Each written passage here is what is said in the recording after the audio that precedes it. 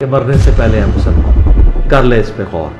کتابوں کا خدا اور ہے، بابوں کا خدا اور. کہنے کو تو تھی سب کا اسلام ہے، لیکن کتابوں کا جہاں اور ہے، بابوں کا جہاں اور. تعارف ہی 3 سال پہلے ہوا ہے، اور تعارف بھی کوئی بڑا خاص قسم کا ہوا ہے. اس طرح ہوا ہے کہ کوئی بریلوی بھائی میرے ساتھ بیٹھے تھے. میں بیسیکلی پہلے تھا دیوبندی. اچھا، دیوبند دماغ بند صحیح ہے. آج تک زندگی میں کبھی دربار پہ نہیں گیا. ایک مرتبہ گیا تھا، وہ بھی علی بھائی کے تعارف کے بعد. بابوں کے لیے دعا کیا. 3 سے 4 مرتبہ امام مسجد کے ساتھ جھگڑا ہو چلا ہے. وہ کیوں؟ اس معاملے میں وہ بولتے ہیں کہ یار ہمارے بندوں کو آپ گمراہ کر رہے ہو. ہم دعوت دیتے ہیں اپنی طرف سے، احادیث سامنے رکھتے ہیں، قرآن پاک کی آیات سامنے رکھتے ہیں. اس کے بعد میرا یہ بحث پکا ہو امام مسجد سے ہو رہی تھی؟ جی، امام مسجد سے. اچھا، بریلویوں کے، کیونکہ میری جو ہے نا بازار میں دکان ہے. ہاں، نماز پڑھنے جاتے ہیں نزدیک بریلویوں کی مسجد. یہ گجرانوالہ کی بات کی بات کر. تو انہوں نے اس پر ایک جواب دیا، جس کے بعد میں نے آج تک ان سے بات کرنے کی کوشش بھی نہیں کی. انہوں نے بولا کہ جی یہ پرانے زمانے کی آیات ہیں، یہ آج کے زمانے میں فٹ نہیں ہوتی. اللہ بسم اللہ.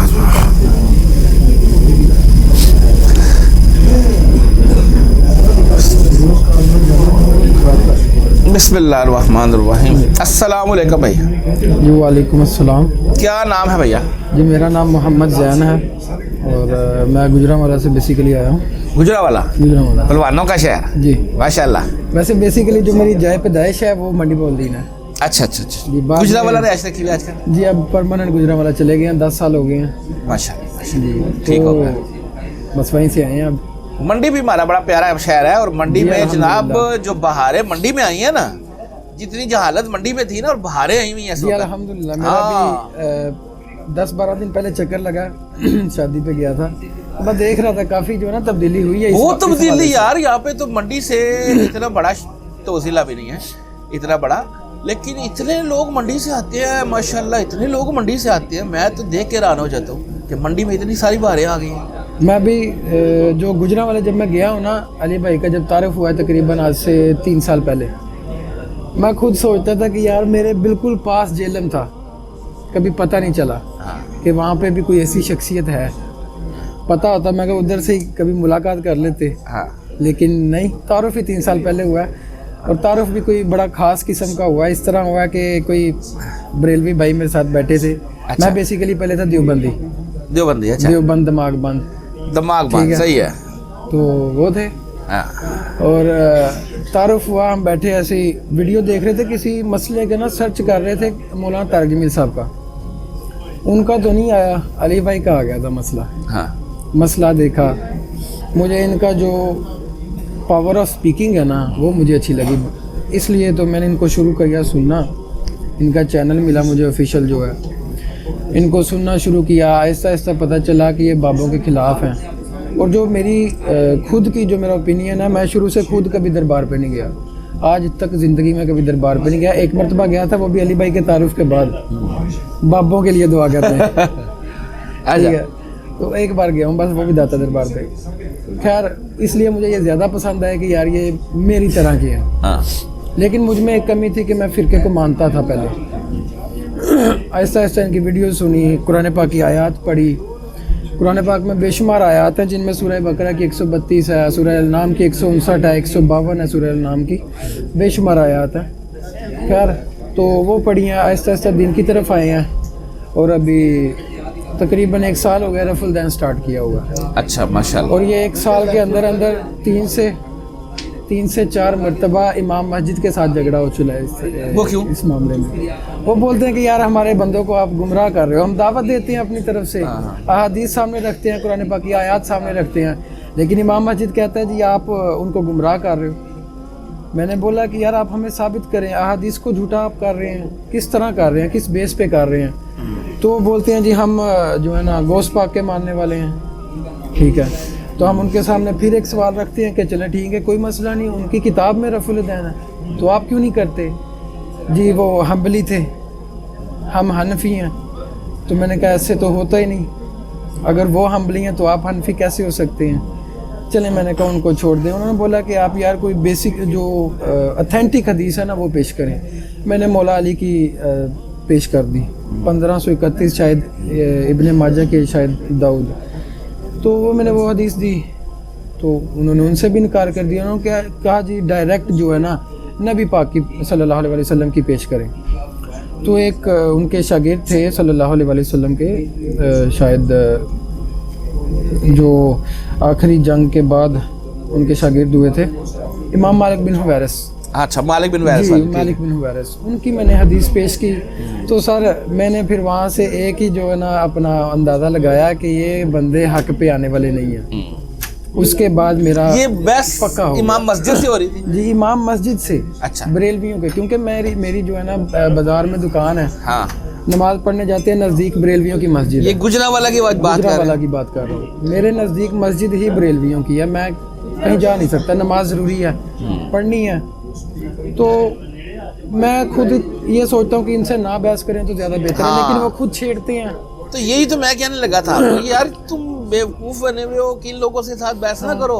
मैं खुद नहीं करता यार उन लोगों को तो पेट लगा हुआ है, रोजी रोटी है, वो कैसे बदल सकता है सर? वो कैसे मानेगा? वो जुम्मे के जो खुतबात हैं वो कुरान हदीस से नहीं देते, वो पीरों पे वो दे ही नहीं सकते ना मेरे भाई। आपका काम बनता है कि आप अवामुन नास को जी उनको दावत दो जिनका दीन से कोई लेना देना नहीं है। सर वही मैं आपको बात बता रहा था कि अवामुन नास को दावत दी है, लेकिन मस्जिद में नहीं ना देनी, ये भी तो छेड़ रहे हो मस्जिद में भी नहीं दी। अच्छा, मेरे साथ उनकी दुकानें हैं। अच्छा, उनको मैं साथ नमाज पढ़ने के लिए लेके जाता हूँ, ठीक होगा, ठीक होगा। सिर्फ वहाँ पे।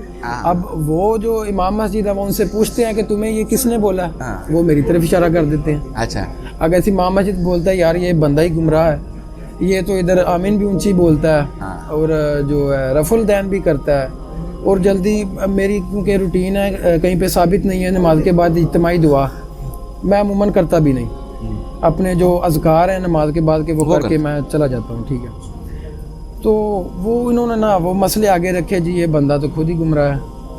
उसके बाद उन्होंने खुद थोड़ी सी बहस शुरू की, मैं ज़्यादा मैंने फिर भी नहीं की, 5-10 मिनट की इतनी सी बस, क्योंकि मैं खुद ये सोचता हूँ कि उनसे के साथ बहस करना बेवकूफ़ी है। बिल्कुल सही।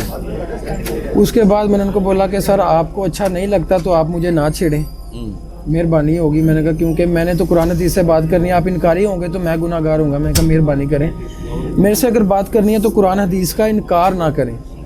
उसके बाद अभी वो नहीं इस तरह की कोई बात करते। अब अल्हम्दुलिल्लाह वहीं पे नमाज़ पढ़ते हैं, सब कुछ वहीं करते हैं। हाँ एक है, एक तो वो नमाज नहीं पढ़ाने देते, वो कहते हैं जी आपके पीछे नमाज नहीं हो सकती। बाद का तो होता है इमाम मस्जिद नहीं होता तो कोई बंदा भी नहीं होता इतना कोई नमाज पढ़ा सके। हम कोशिश करते हैं तो वो नमाज के तुम्हें कैसे पढ़ाने देंगे? तुम तो उनके नज़दीक खारजी हो रहा। नहीं देते, वो बोलते हैं आपके पीछे नमाज ही नहीं हो सकती। वही ना, तुम्हें कैसे पढ़ाने देंगे? बाकी बहरहाल ये जो है ना मस्जिद के मामलात में इनके अंदर घुसने की जरूरत नहीं। मैं खुद इनसे प्रेज करता हूँ, बिल्कुल प्रेज करो। अभी दावत जिसको देनी है और उसको ये नहीं कहना कि मैं कह रहा हूँ, उसको बताओ ये अल्लाह के रसूल की बात है, ये देख लो पढ़ लो, ठीक है, बीच में से साइड पे हो। इन लोगों से बिल्कुल पंगा नहीं लेना। इन लोगों ने खार बना ली ना तो वो तुम तो उनका कुछ नहीं कर सकोगे, वो तुम्हें निशाने में लेके रखेंगे, समझ आई ना, बंदा चढ़ा देते हैं इन लोगों से बच के। नहीं अल्हम्दुलिल्लाह अभी 6-7 दोस्त हैं मेरे जो भी इस तरफ आए हैं। एक भाई ने आज मेरे साथ आना था, मैं अकेला आया हूँ, लेकिन उनके घर जो है ना माशाल्लाह बच्चा होने वाला, तो उनका इस तरह का मामला नहीं है, आना था लेकिन आए नहीं। इंशाल्लाह अभी 1 मंथ 1.5 तक उन्हें साथ लेके आऊँगा। तो और मेरे 5-7 दोस्त हैं जो आने के लिए कह रहे थे। एक से आज बात भी हुई है, वो बोल रहे थे कि अली भाई को मेरा सलाम देना। वालेकुम मैं कहा जी ज़रूर, वो इंशाल्लाह नेक्स्ट संडे को आएंगे। अपना जो अपनी फैमिली घर वाले उनका क्या स्टेटस है? जी मेरी फैमिली अल्हम्दुलिल्लाह सब के सब जो है ना अभी मुसलमान है, माशाल्लाह माशाल्लाह सब के सब मुसलमान है अल्हम्दुलिल्लाह। मैंने आपको बताया कि हम पहले से ही ना दरबारों को पीरों को मैं बेसिकली खुद नहीं था मानता। एक फ़िरके वाली हम में कमी थी, वो कुरान और हदीस से हमने अली भाई की दावत के बाद हमने दूर कर लिया अल्हम्दुलिल्लाह। नमाज़ पढ़ते हैं, रफ़ुल दैन के साथ पढ़ते हैं, ऊंची आमीन पढ़ते हैं और कोशिश करते हैं कि हमारी जो नमाज है जमात के साथ हो। बेशक जिस मर्जी मस्जिद में हो, मुझे इससे मतलब नहीं है, खा वो अहले हदीसों की हो या बरेलवियों की हो, कोई भी हो, मुझे इससे कोई गर्ज नहीं है। मैंने नमाज़ पढ़नी है अपनी बस।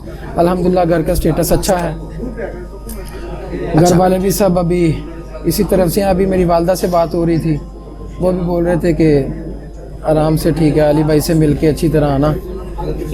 बाकी जो ख़ानदान में है, ख़ानदान वाले नहीं इस चीज़ को अभी एक्सेप्ट करते।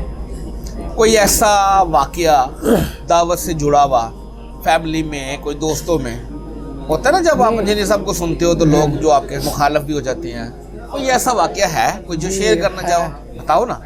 मेरी खाला है, उनकी शादी हो चुकी है, उन्होंने तर्जमा किया हुआ है।